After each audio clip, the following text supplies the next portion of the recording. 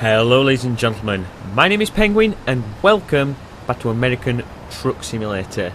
Now I know it's been some time since I've done an American Truck Simulator video. I'm not going to get into why it has been so long, because today this video is about the 1.4 update for American Truck Simulator.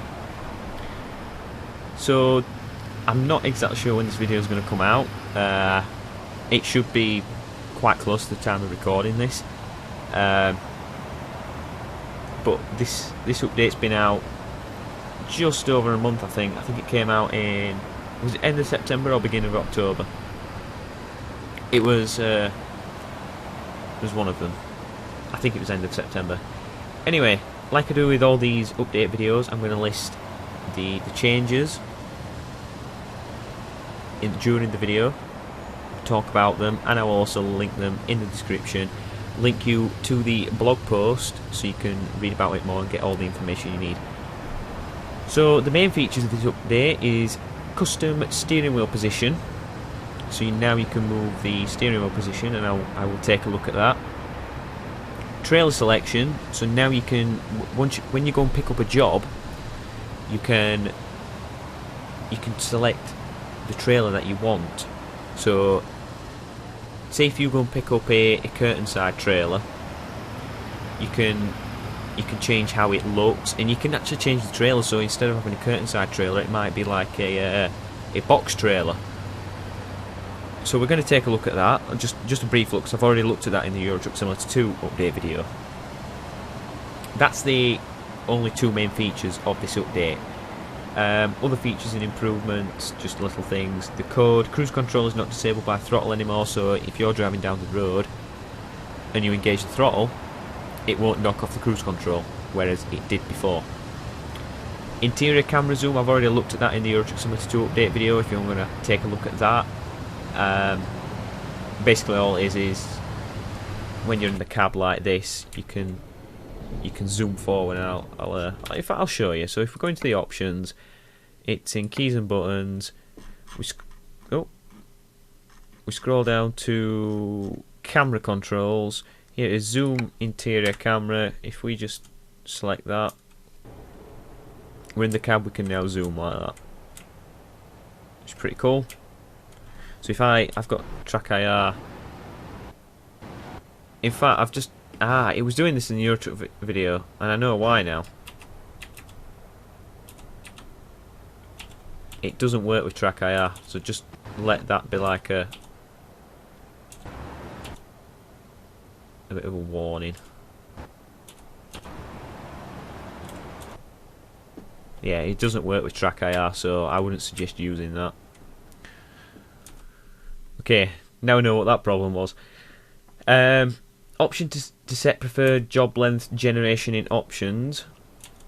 So let's take a look at that. So if we go in the job market, freight market, route length.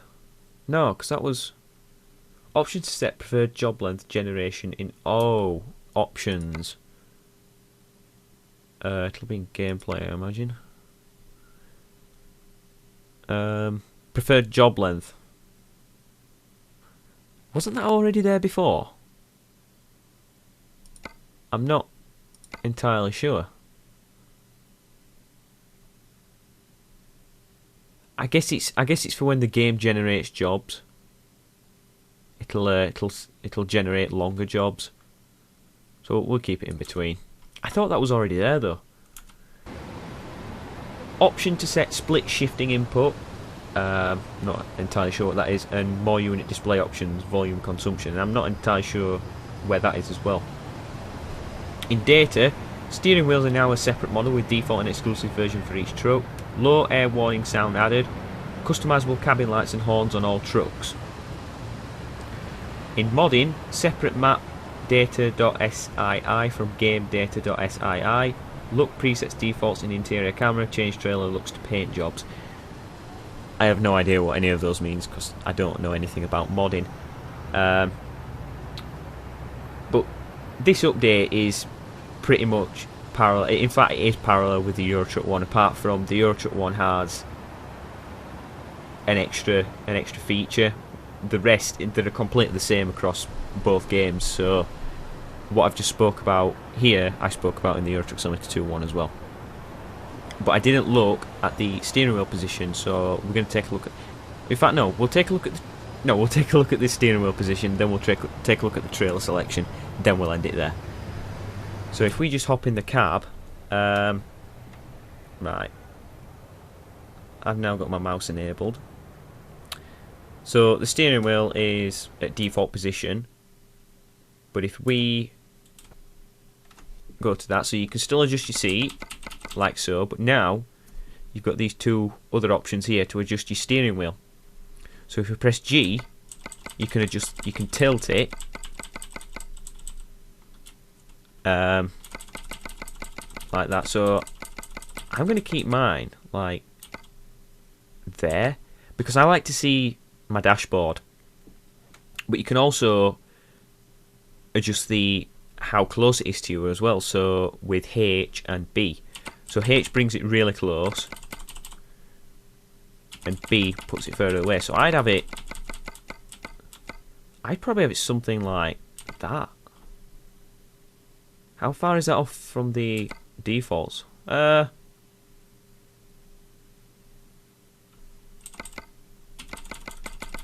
just that. I just put it a bit further away from me like that.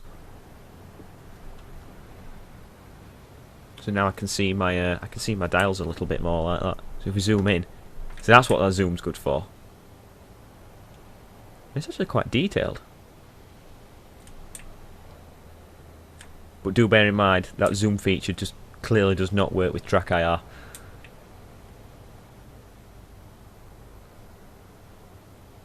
Yeah, that's pretty nice.